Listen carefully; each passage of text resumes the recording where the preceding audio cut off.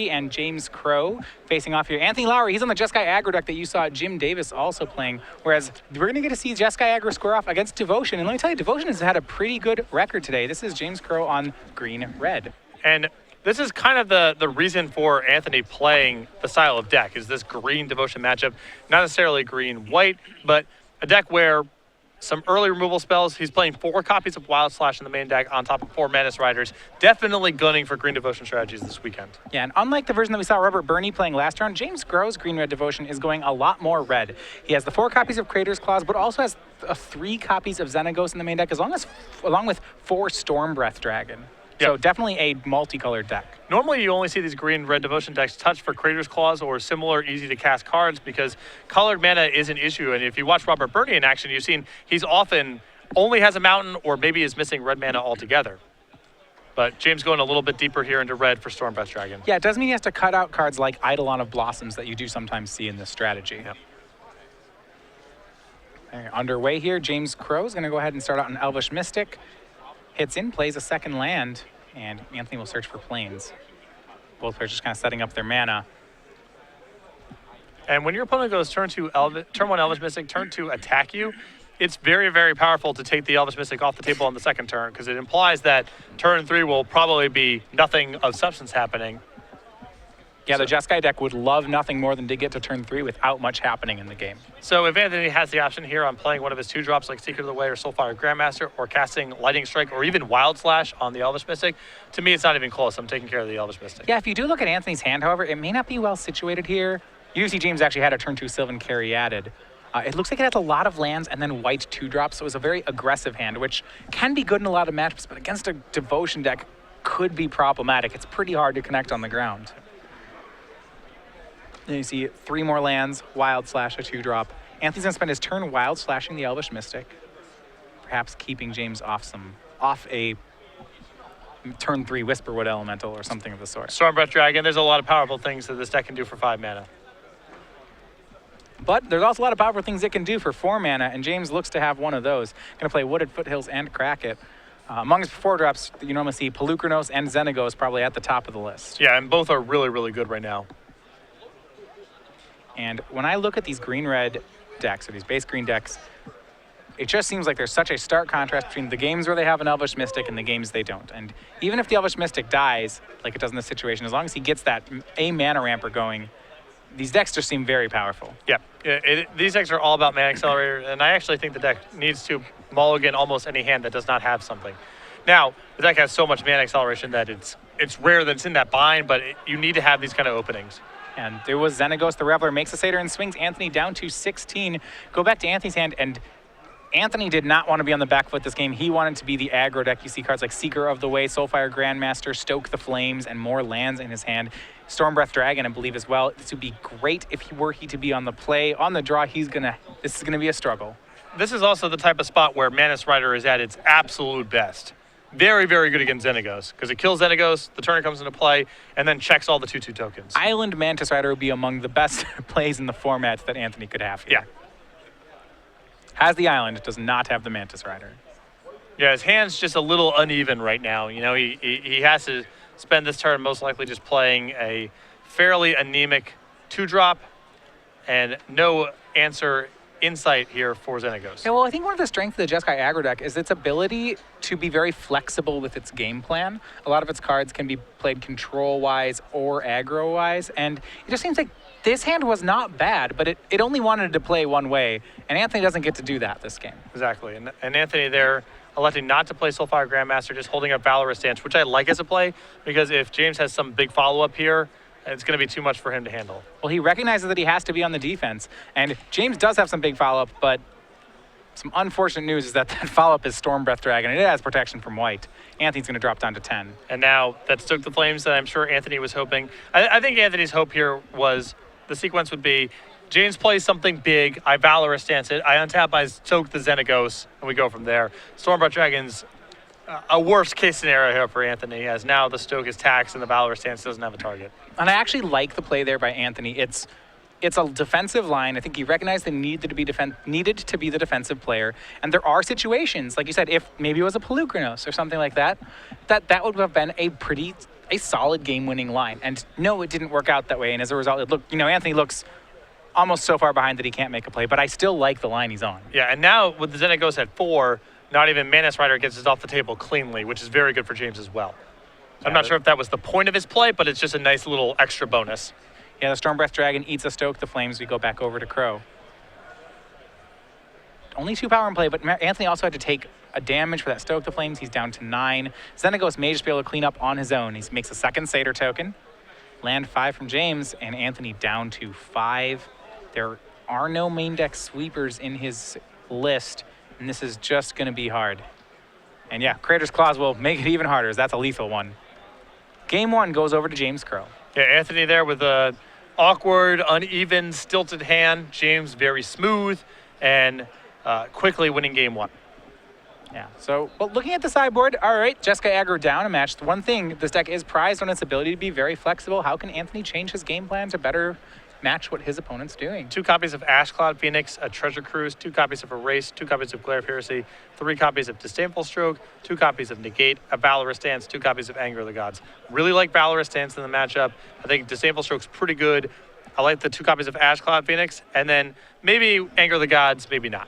All right, on James' side, he's got 1 game under his belt. He's just going to have to get 1 more. If you look at the Jeskai aggro deck, he has cards like 4 copies of Mistcutter Hydra if he wants to take care of, well, a problematic blue deck. Outside of that, not too much. Lots of larger threats. Hornet Queens, Nissa World Wakers.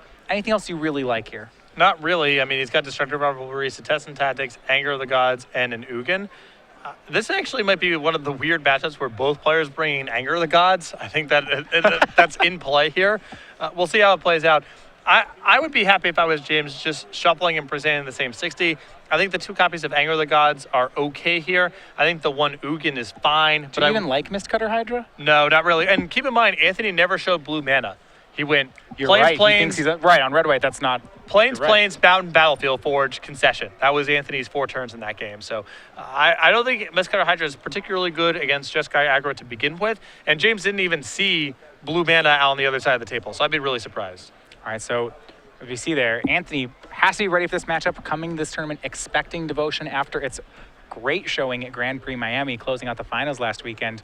That Grand Prix last weekend, hosted by Star City Games, is just one of the Grand Prix that we are running this year. The next one is coming up in June. That's Grand Prix Charlotte. It's going to be our modern Grand Prix of the year, June 12th through 14th. If you remember, Charlotte before, back in Gatecrash, was one of the largest sealed events ever held. It was over 3,000 players, and we expect this thing to be no different, as let me tell you, there's a lot going on this weekend. Yeah, we've had some success, too, in Richmond running a modern Grand Prix, so we're expecting this one to be huge. June 12th through 14th, coming up in just a couple of months here. So if you're familiar with Grand Prix New Jersey, you'll know that we brainstormed everything out. Playmat, sleeves, deck boxes, pins. We're going to be doing that again for Charlotte with a yet-to-be-announced fan favorite from Modern Masters 2015, the 2nd edition of Modern Masters. We have a variety of events scheduled for players over the course of that weekend as well. And there's a bunch of different ways to either discount your entry fee or sign up for multiple events. We also have some artists showing up here, some guests of honor here, Therese Nielsen and Volkan Vaga. They're going to be our guests of honor, but we have additional artists on top of that as well. Noah Bradley, Clint Clearly, Eric Deschamps, Mark Poole, and RK Post. All right, also we have a special you can do. This is the Infinite Challenge Badge. You can get free entry to all challenge events. We have lots of different ways to register for the event. So the one-day badge is $40. You get a side event voucher as well as the badge to the challenge events.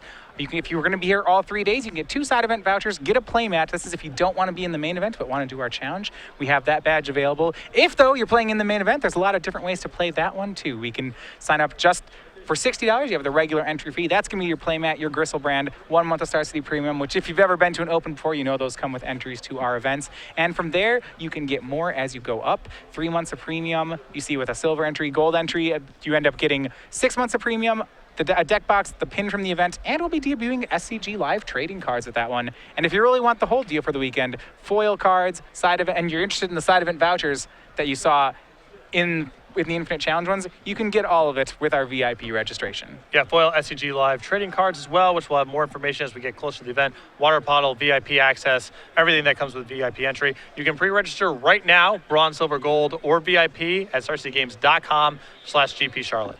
Yeah, and remember, these deals just keep getting better. As you see with things like Grand Prix New Jersey, a lot of times these things get their value moreover, you know, I mean that a lot of those materials are well worth the fee. So we go ahead to our match. This is Anthony Lowry and James Crow, game 2. Anthony's on the play, turn an Elvish Mystic. He got hit by Wild Slash as we now go to turn 3, and Anthony on the play has a turn 3 Rabble Master, able to stunt James's development pretty well in those first couple turns. Kill the Mana Accelerator, play a Rabble Master is a very good start to a game if you're playing against a Green Devotion strategy. Yeah, if you go back and you look at Grand Prix Vegas, Grand Prix New Jersey, definitely would have been savvy getting the VIP treatment for those tournaments. Absolutely. The way those products are desired on the secondary market after the fact. So the Rabble Master gets to swing in with one Goblin here. And remember the green-red Devotion deck with not a lot of removal, this may be an uncontested Rabble Master, which can be very daunting. Yes. I mean, the deck's good at blocking, but very few decks are that good at blocking. As I say, the only kill spell it actually plays is Creator's Clause. It's 4 of, and James has it here, spending his whole turn to remove the Rabble Master. Though, that's not even the worst-case scenario there. I mean, I'm sure Anthony would have preferred that for that to just go unchecked. But I mean, he's got great follow-ups. You see actually the Goblin swinging in and Anthony missing his next land drop. Yeah, and he's holding up 2 Disdainful Strokes. He has Ash Cloud Phoenix in hand. I'm not sure he would cast it if he had land number 4 because he seems pretty committed to this Disdainful Stroke line of play.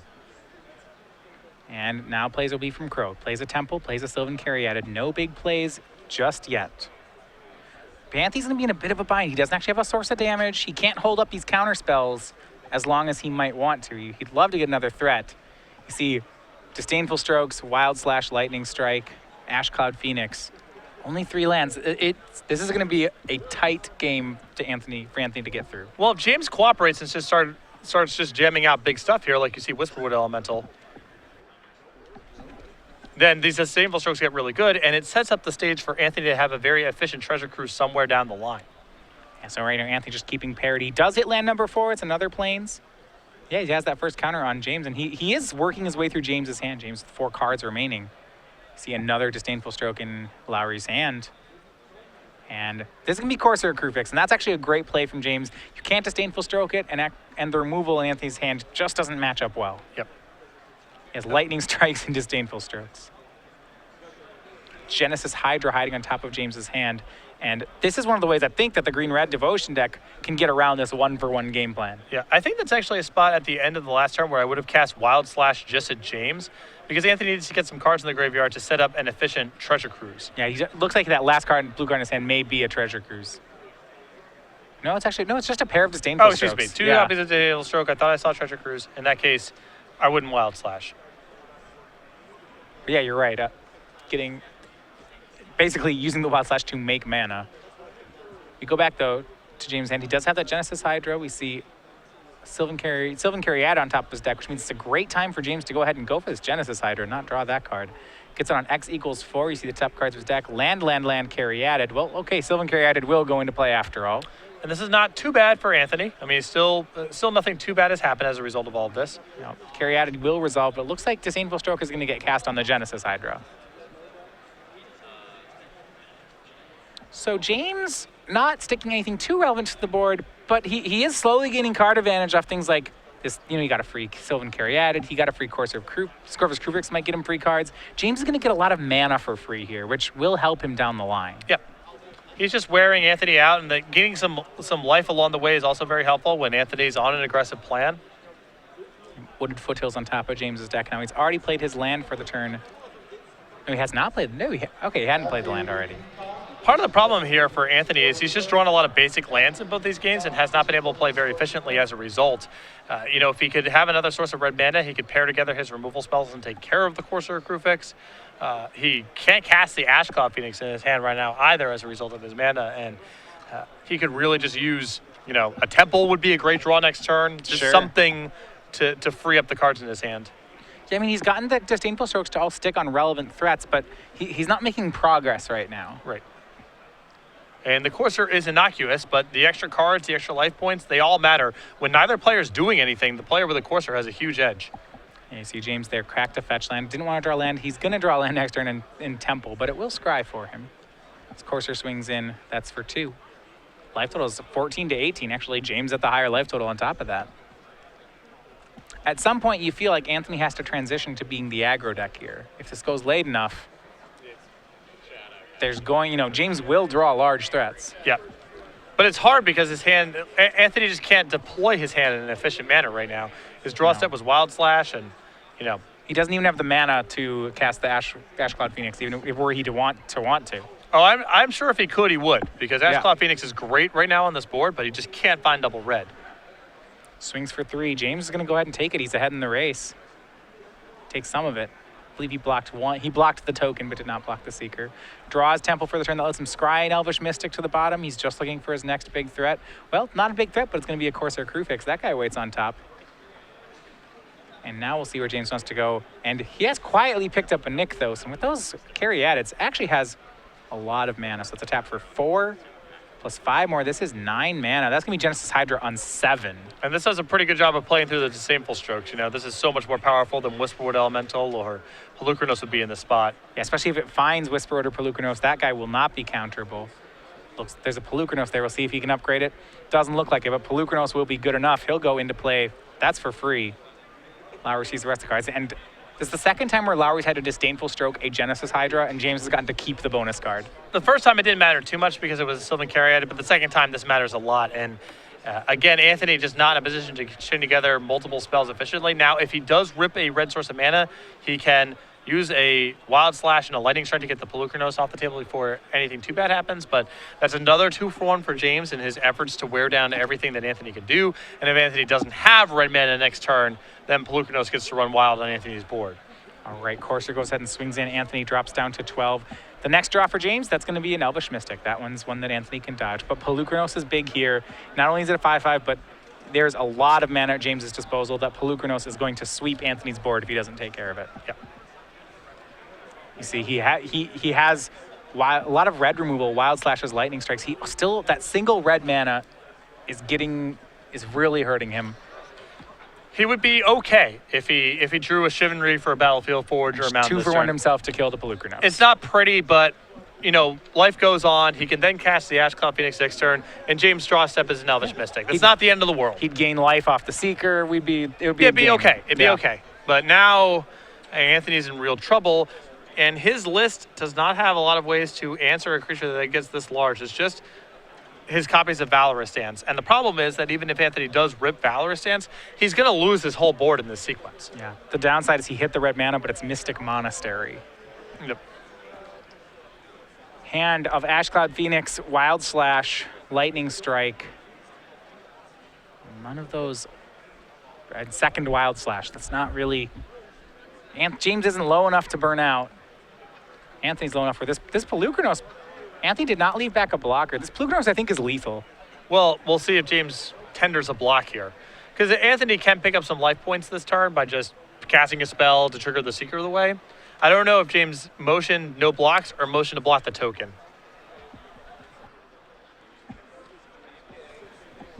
Yeah, I mean, even then, this is a tough situation. That's a you can pump the Pelucranos for 5 on his turn. So that's actually, yeah, he blocks the Goblin. If Anthony doesn't burn a spell here, James has lethal on the board. Just in the Monstrosity. And I think Anthony made this attack just hoping that James would put a block in front of the Seeker of the Way and he could trade that way. James didn't bite on it, and now Anthony's just getting some life on the way out. Yeah, which I like the play from Anthony. You have to play to your outs, and yeah, it's very unlikely your opponent will block the Seeker of the Way, but it may be the only way you win. Well, I think that Anthony actually needs to cast the Wild Slash there, because his hope here is James does something else with his mana and leaves Pelucranos at a 5/5, and your Lightning Strike and your Wild Slash can take care of it. If you see here right now, with Devotion equal to 6, 8 mana sources, and a Nykthos in play, he actually, yeah, seriously taps here. That adds 6. Now that's 6 more. That's 12 mana. And I was going to say I think he can just win with the Pelucranos, but it's pretty hard to pass up on a Genesis Hydra for 10. And see, this is what I mean, if he finds Whisperwood or some other big play, then Anthony's definitely buried. But, you know, if you keep the Lightning Strike in your hand and James makes a play like this, if you rip Valorous Stance, you can potentially play on. It's not impossible for Anthony to get out of the spot. But now he doesn't have the tools in hand to answer the Pelucranos, and James with a big hit off of the Genesis Hydra here. I don't think Anthony's got to play for very much longer. Anthony has a way around Genesis Hydra this turn, regardless of how he plays. Seems unlikely. Yes. and just if you look at the draws, they line up poor for the strategy that Anthony wanted to be on. He had a triple disdainful stroke hand, and what happened on the other side? James had 3 Genesis Hydras, and that is a great way to deal with disdainful strokes. Yeah, you gotta be clocking this deck, and then holding up counter spells because they had too many different avenues to beat disdainful stroke. They can just beat you with Courser or Crew Fix, and going low that way. Wait until they can overwhelm all of your mana, or they can play things like Genesis Hydra that just power through answers like disdainful stroke. Exactly. And Whisperwood was the find off Genesis Hydra. So the Hydra's on 10, Whisperwood manifests, Lowry goes to 7, we untap. And unless it's end hostility, I was gonna say unless it's end hostilities, but what James was really trying to find there was the Whisperwood so that he doesn't even lose to end hostilities. And he got there. If Anthony casts end hostilities, then James will get 5 manifest creatures off the trigger. That is still lethal. Yep. And I don't believe Anthony can survive. I don't believe he has a draw to survive. Yeah, he's the other side of the table is going to have a lot of 10-10s. And Anthony's got a 2-2. So the math's not great.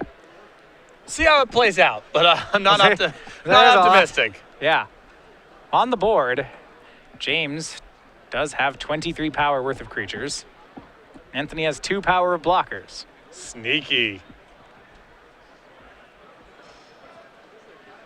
He's going to morph the Ash Cloud Phoenix.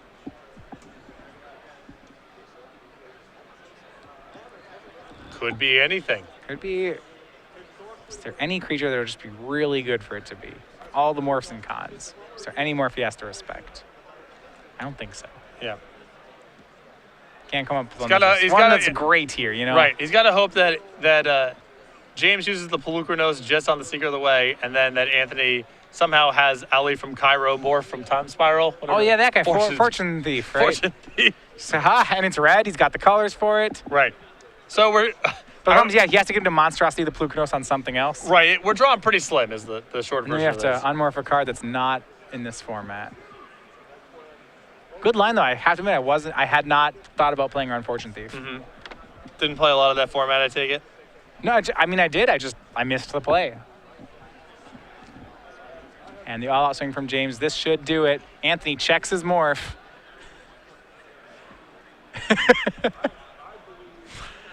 Surveys the damage. Is this going to be enough? Hold on. Let me check my hand. Actually, I got some burn. Anthony can double chump block. Burn the manifest. Hold on 1 second here, because Anthony can double chump block the 2 big creatures. He can then stoke the flames the Whisperwood Elemental. Not die this turn. All right. And hostilities is live again. All right. He's got out. There's a path. There's a path here.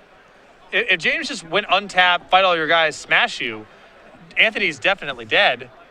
I have a problem with your line. No end hostilities. Which is that he does not play end hostilities. It's anger, not end hostilities. But you're right. That is a line. So and sometimes they play that card. Yeah, James probably would have been better served just fighting everything and brawling. Yeah, I think he didn't want Valorous Stance to happen.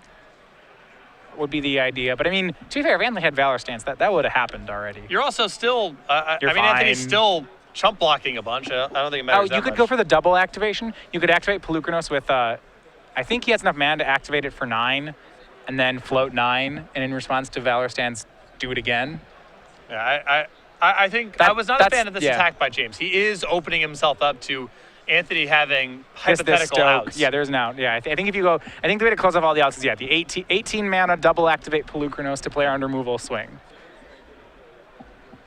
It's interesting. So a lot of times you get these overwhelming board positions, and I'm one of the players who's very guilty of this. When I believe I've already had a game, I kind of just like I go on autopilot, let the car drive itself. I hit a bunch of cones on the way. I let it slip. And it's interesting to think about, okay, my opponent's 95% dead no matter what he has.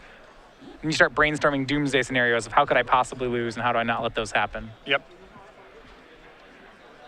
That's actually one of the parts of my game that I would, the risk of bragging, I think is sharpest. I'm usually pretty brainstorming the worst case scenarios. I am pretty good at brainstorming the way things go wrong. This is a thing with me. So I'm usually pretty conscious of, okay, if my opponent's hand is exactly X, Y, and Z and draws this, and I draw lands for 2 turns, I can lose. So play around this. See, it's interesting. So as a combo player, I would say, as you're the eternal pessimist here, Yep. I would say I'm the opposite. I'm real bad at what you're describing, but if I have to brainstorm what are the 3 runner draws I can have to win this so I can play to it, I like doing it that way. Yep. That's I guess it's when I try to think the other player doing it, that's where I don't like thinking about my opponents drawing well. I like thinking about me drawing well.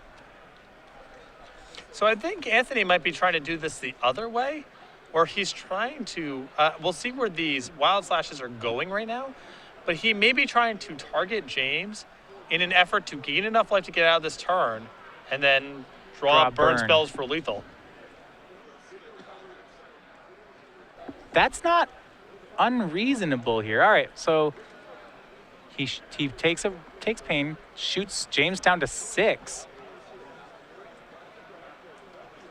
He's gonna. There's 2 spells that have been cast this turn. Okay. So if Anthony, can he survive this turn?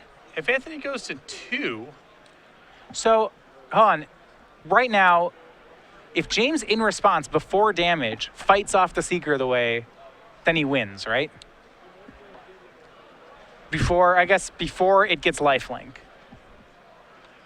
Or was it was too wild? Right, okay, never Crater's mind. Claws from James will make this academic. All You're right. just gonna make Anthony go through the motions of blocking there. I guess Anthony could have disable stroke. I don't know.